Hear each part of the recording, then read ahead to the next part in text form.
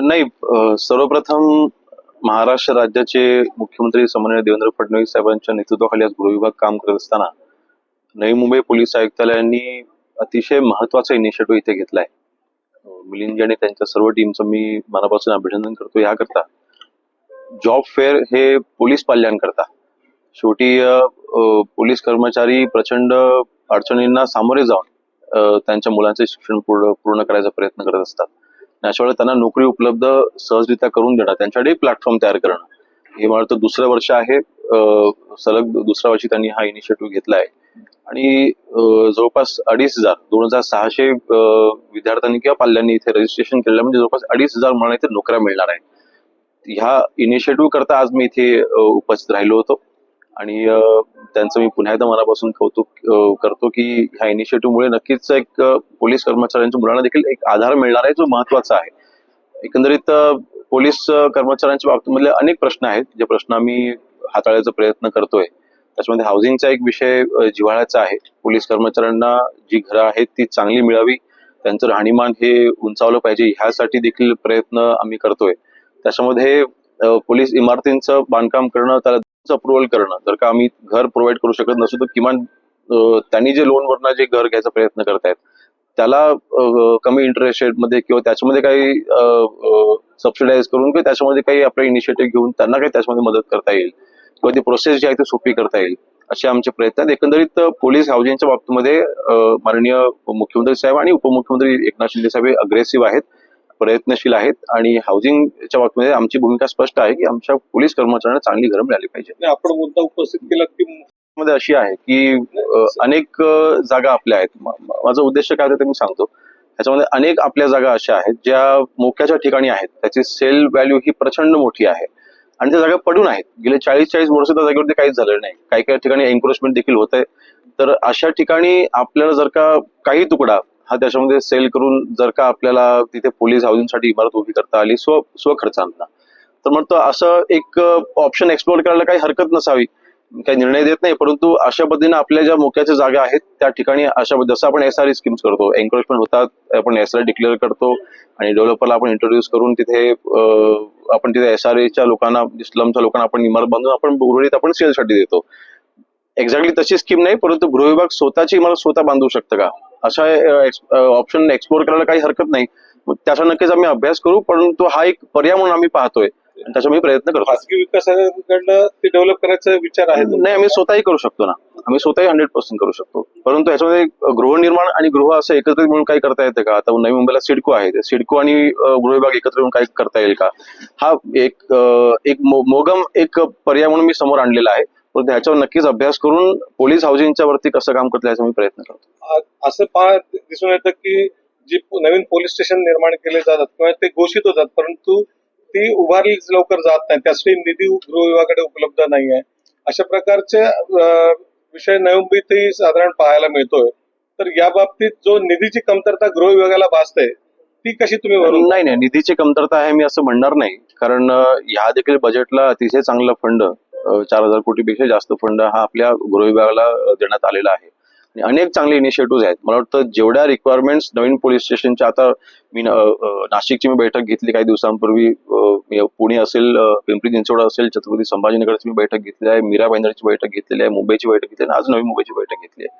या सगळ्या पोलीस आयुक्तालयांकडनं ज्या ज्या नवीन पोलीस स्टेशनच्या रिक्वायरमेंट आलेल्या आहेत त्या सगळ्या मी मंजूर केलेल्या आहेत. कुठलंच नवीन रिक्वायरमेंट ही थांबलेली नाहीये आणि म्हणून मला वाटतं आपलं नवी मुंबईचं देखील एअरपोर्टचं नवीन पोलीस स्टेशन जे आहे ते पण मंजुरीच्या आता अंतिम टप्प्यामध्ये आहे. त्याला देखील आम्ही पुढच्या काही दिवसांमध्येच मंजुरी देतोय. त्यामुळे नवीन पोलीस स्टेशन कुठल्याही फंडामुळे किंवा फंडाच्या रिक्वायरमेंट नाही आहेत त्याच्यामुळे कुठल्या अडलेल्या नाही आहेत. जेवढी फंडची रिक्वायरमेंट आहे सायबर क्राईम रोखण्याकरता देखील किंवा तिथे अन्य क्राईम रोखण्याकरता देखील आणि पोलीस स्टेशनच्या ज्या फॅसिलिटीज आहेत त्या उभ्या करण्याकरता त्याला इनफ फंड्स आपल्या राज्याकडे आहेत. 100 दिवसाच्या कृती, 100 दिवसाचा कार्यक्रम काय आहे हे आपण लक्षात घेतलं पाहिजे. माननीय मुख्यमंत्री मोदयांनी जो पुढाकार घेतलाय त्याच्यामध्ये शेवटी प्रायोरिटी ठरवावी लागते. शासनाकडे राज्याकडनं अन्य सगळ्या विभागाचे प्रचंड सगळ्या मोठ्या प्रमाणात प्रस्ताव येत असतात. सगळेच काय प्रस्ताव आपण एकाच वेळेला मंजूर करत नसतो, कुठलंच शासन करू शकत नाही. तर अशा वेळेला प्रायोरिटी ठरवणं आणि त्या प्रायोरिटीमध्ये गरजेनुसार प्रायोरिटी ठरवणं आणि मग त्याला तिथे मंजूर देणं, त्याला फंड उपलब्ध करून देणं. तर अशाला आपण प्रायोरिटी आपण ठरवतो आणि 100 डेजच्या कार्यक्रम मध्ये काही ज्या गोष्टींवरती आम्ही कॉन्सन्ट्रेट केलेलं आहे की महिलांवरती होणारे अत्याचार थांबवण्यासाठी सायबरचा मोठा विषय आज मोठा प्रश्न आज राज्यामध्ये आहे. इकॉनॉमिक ऑफेन्स हा प्रश्न आपल्या राज्यामध्ये आहे. तर अशा वेळेला सायबरचे क्राईम रोखण्याकरता ज्या आपल्याला एआयचे इंट्रोडक्शन हे आपल्या राज्यामध्ये झालं पाहिजे. ते प्रत्येक पोलीस स्टेशन पर्यंत जाळं ते पसरलं पाहिजे. स्वतःचं क्लाउड तयार करणं. आता मी आज देखील माहिती मी घेतली की नवी मुंबईने स्वतःचं क्लाउड तयार केलेलं आहे एआयचं. अतिशय चांगले इनिशिएटिव्ह आहेत ना. त्यामुळे 100 डेजच्या कार्यक्रमामध्ये जे इनिशिएटिव्ह आहेत किंवा जे काही अपेक्षा माननीय मुख्यमंत्री महोदय आहेत त्याच्यामध्ये आपण अतिशय चांगले परफॉर्मन्स करतोय.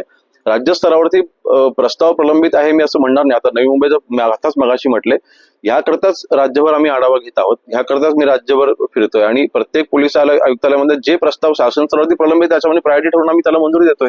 तर फार कमी आहे का कर्मचारी कमी आहेत अतिरिक्त भार पडणं त्याच्यासाठी विशेष काही शासनाने काय आणलंय का कारण यंत्रणा तेवढी कर्मचारी तेवढे नाहीये. नाही आता दोन गोष्टी आहेत. एक आपण म्हणजे पालघरला आता आपल्या सर्वांना कल्पना आहे की वाढवणचं मोठं बंदर होत आहे. त्या ठिकाणी आता आपण अतिरिक्त पोलीस बळ आता आपण देतो. त्यांची देखील रिक्वायरमेंट शासनाकडे आता आलेली आहे. नवी मुंबई पोलीस आयुक्तालयाच्या अंडर देखील नवीन एअरपोर्ट होत आहे. ते आपलं सर्वात मोठं एअरपोर्ट असणार आहे. त्यानंतर जेएनपीटी देखील आता अपग्रेडेशन होते. त्याचं देखील लोड 100% आपल्यावरती पडणार आहे. तर अशा वेळेला वाढीव अतिरिक्त पोलीस मनुष्यबळाचा जो प्रस्ताव शासनाने प्रलंबित आहे तर लगेच आजच्या आढाव्यामध्येच तो विषय देखील समोर आला आहे. माननीय मुख्यमंत्री मोदयांशी चर्चा करून गरजेप्रमाणे जेवढं रिक्वायरमेंट आहे तेवढी नक्कीच अप्रूव्ह केली जाईल. कारण इथे दुजाभाव केला जातो काम ते केलं पाहिजे.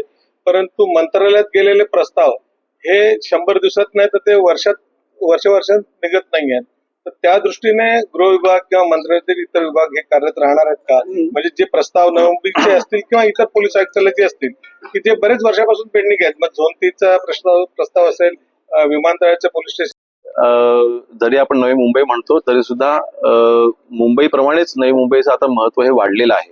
आणि भविष्यामध्ये कदाचित आता आपल्या सर्वांना कल्पना आहे की नीती आयोगाची काही दिवसांपूर्वी इथे व्हिजिट देखील झाली होती आणि त्यावेळेला त्यांनी असं म्हटलंय की MMR रिजन आणि नवी मुंबई ह्या सगळ्या भागामध्ये जवळपास 1.5 ट्रिलियन ची इकॉनॉमी ही फक्त ह्या रिजन मधनं तयार होऊ शकते. तर अशा वेळेला आपली पूर्णपणे तयारी आहे.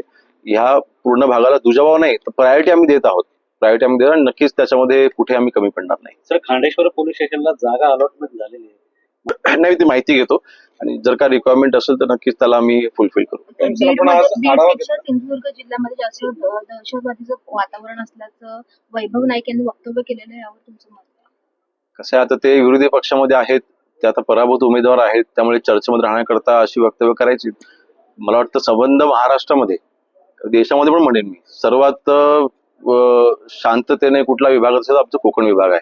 त्याला बदनाम करण्याचा प्रयत्न वैभवजींनी करू नये. त्यांनी वस्तुस्थितीवर त्यांनी बोललं पाहिजे आणि आमच्याकडे कुठली साधी आंदोलनं पण होत नाही. म्हणजे इतकं शांत आमचं कोकण आहे त्याला बदनाम त्यांनी करू नये. वाल्मिकरण कासले यांनी दावा केलाय की महाराष्ट्र पोलिसांनी मला पकडून दाखवावं कारण मी सायबरमध्ये काम केलेलं आहे. तर हे पोलिसांना आव्हान करणं कितपत योग्य आहे? आणि बघा रिटायर्ड पोलीस अधिकारी जर का अशा पद्धतीने स्टेटमेंट करत असतील त्याची माहिती मी आता नक्कीच घेईन. परंतु अशा पद्धतीने पोलिसांना आव्हान तरी स्वतः ते पोलीस कर्मचारी राहून गेलेले आहेत. त्यांना पोलिसांची ताकद आहे त्यांना माहिती असावं. म्हणून त्यांनी जर का गरज पडली तर कायद्याचा धाक त्यांनी दाखवला जाईल. भरत गोगावले यांनी म्हटलेलं आहे की काल माझी आणि एकनाथ शिंदे यांची भेट झालेली नाही आहे. मात्र रायगडच्या पालकमंत्री पदावर तुम्हाला काय वाटते कोणाची वर्णी लागू शकते?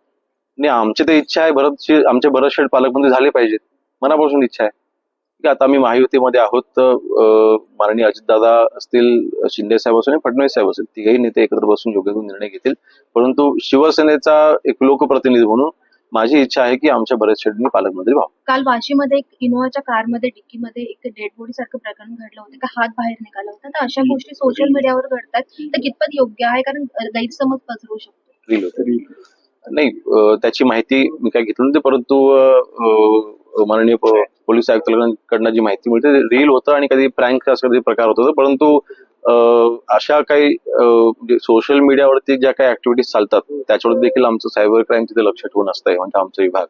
आणि अशा रील्सच्या माध्यमातून जर का दहशत किंवा एक चुकीचा मेसेज जात असेल तर नक्की त्यांच्यावर योग्य ती कारवाई केली जाईल. पोलिसांनी तुरंत त्यांना पकडलं 2-3 तासामध्ये चौकशी केली. मी म्हणूनच म्हणतो असे जे काही सोशल मीडियावरती जे काही ऍक्टिव्हिटीज होतात ज्याच्यामुळे गैरसमज पसरवणं किंवा अफवा पसरवणं या गोष्टी ज्या घडतात त्याच्यावरती योग्य ती कारवाई केली जाईल. त्यांचं कौतुक आहे त्यांनी लगेच त्याला पकडलेलं आहे. धन्यवाद. थँक्यू. सुरक्षेसाठी आणि बघा जे आता जर का आपण क्राईम रेट जर का बघितला ग्रामीण भागामध्ये खास करून, आता हा प्रश्न ग्रामीण भागामध्ये जास्त आहे. आता मी पण रत्नागिरी जिल्ह्यामधून येतो. आमच्याकडे क्राईम रेट तसा फारच कमी आहे. म्हणजे तिथे कुठल्या वयोवृद्धांवरती का तिथे किंवा त्यांच्यावरती कुठल्या हे इन्सिडेंट होणं असे प्रकार फार कमी असतात. त्यामुळे कोकण त्या दृष्टीने बऱ्यापैकी सेफ आहे. सर लोकशाही मराठी ऐका, पहा, जागरूक रहा.